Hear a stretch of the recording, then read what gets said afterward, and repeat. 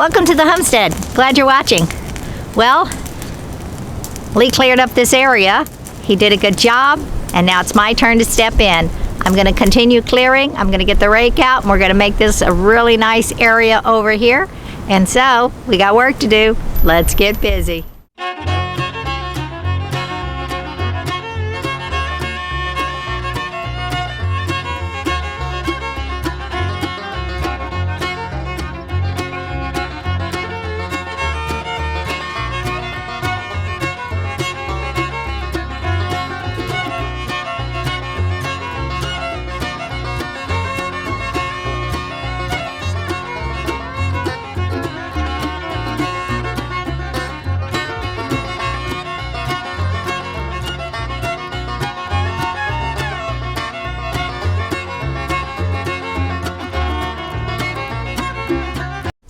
Okay, in my last video I showed you the thorns of the bodark tree.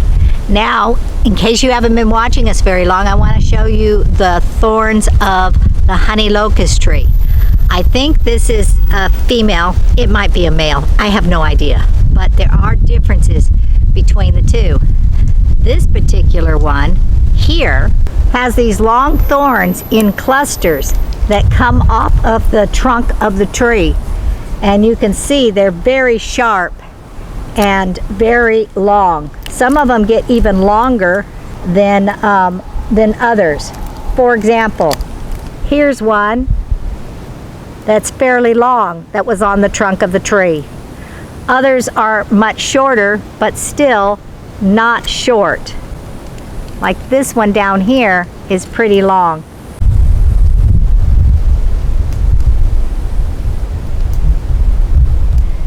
Anyway, they get even longer than that. And what happens is that when the bodark tree thorns are on the ground, they're teeny weeny, and they stick in my boot, and then I have to sit with the needle nose pliers and pick out each one of them, because if I step on a rock or something hard, I do feel it in my boot, even though it doesn't completely go in my foot. But these will completely go in my foot. And that has happened, and it makes it bleed, and it hurts real bad. Sometimes it gets a little bit infected. If the tip part breaks off in your foot or your arm or wherever it stabs, it will get infected, and it's no good. So I have to make sure that the ground is clear. I stomped all over them yesterday, but those were the bodark. These I don't dare stomp all over. So I'm gonna go get a rake so I can clean up the ground, because I'm already seeing little clusters on the ground that broke off during the clopping procedures. Anyway, don't go anywhere. I'm gonna go get me a rake, and we're gonna make sure my foot doesn't get hurt.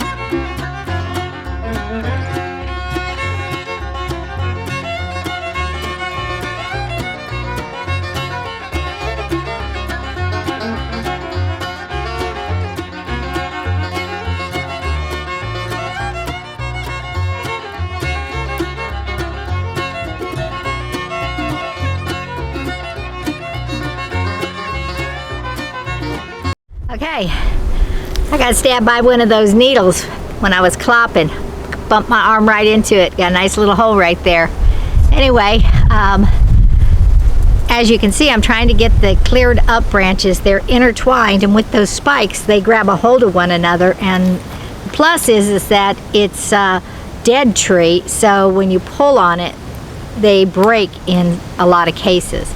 Unfortunately, when they break, I take the danger of stepping on them, so you'll see me stopping to pick up little pieces. But also, you might have noticed a little bit ago that I was kind of jabbing at the ground.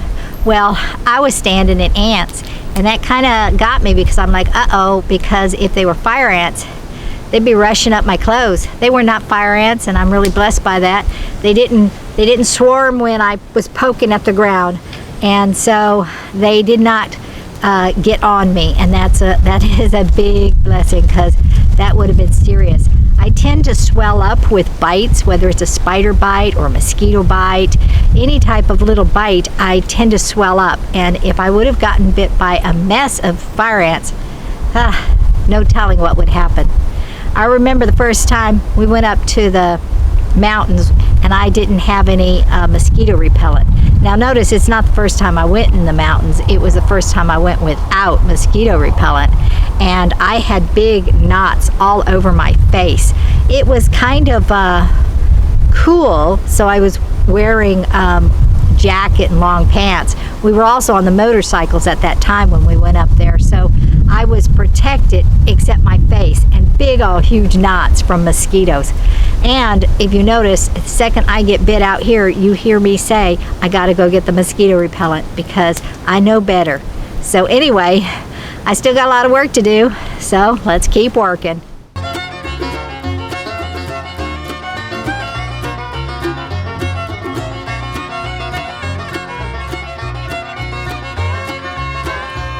You know, this branch kind of swinging in the air reminded me of a story.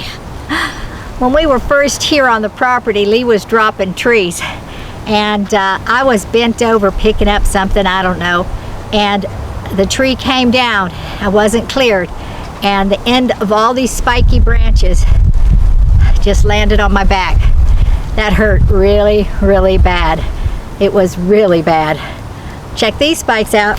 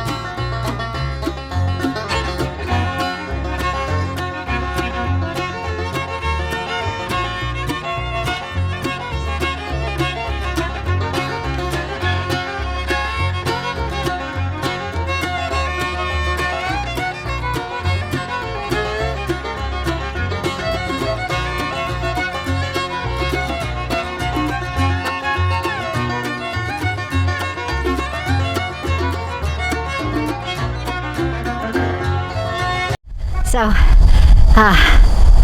I'll see if there's anything else I can do. I'm gonna go look at the clock, see how much time I got to work. Don't go anywhere.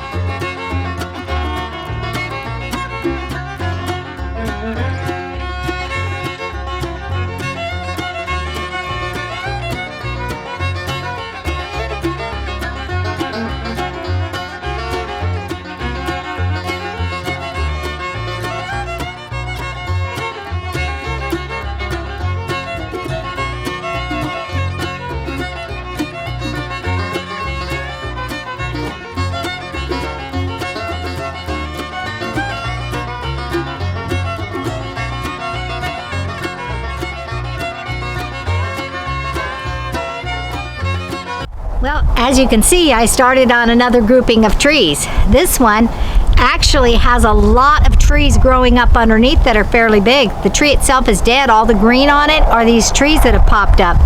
I think these trees are those big, gigantic trees that line the property. Blanking on the name right now, but that's what I think it is. There's no thorns on most of those trees. And so anyway, I'm just working away.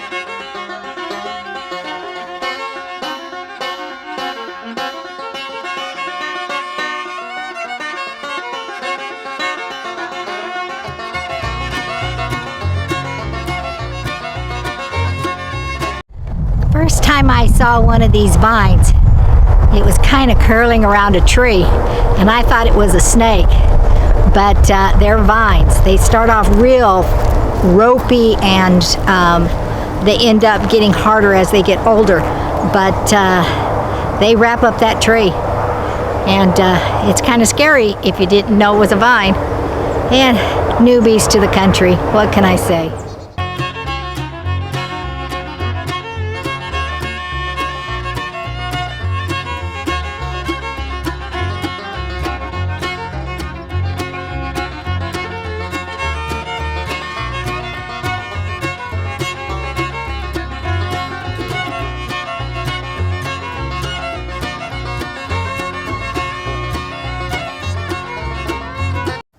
Battery's dead. I guess not gonna get down the big branches today.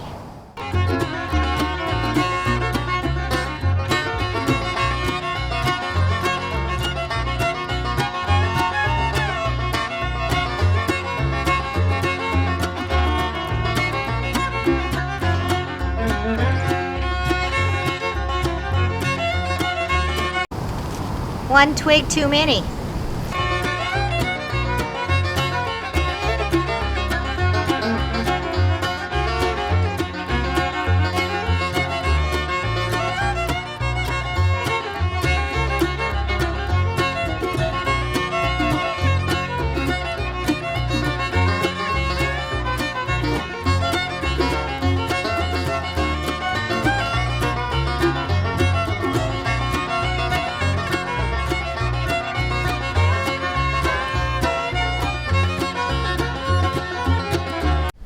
Okay, well, the sun has dropped, and it's just going to get darker from here on out, and it's going to get dark fast.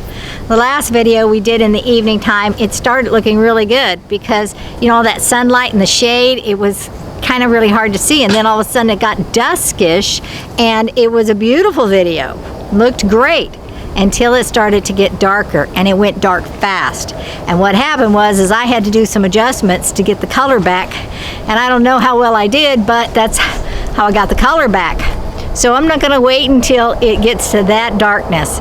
So I'm gonna go ahead and stop for now. We did a lot of work today and got this cleared up pretty good, but need that battery to charge so I can get those big branches down. And so I'll do that another day.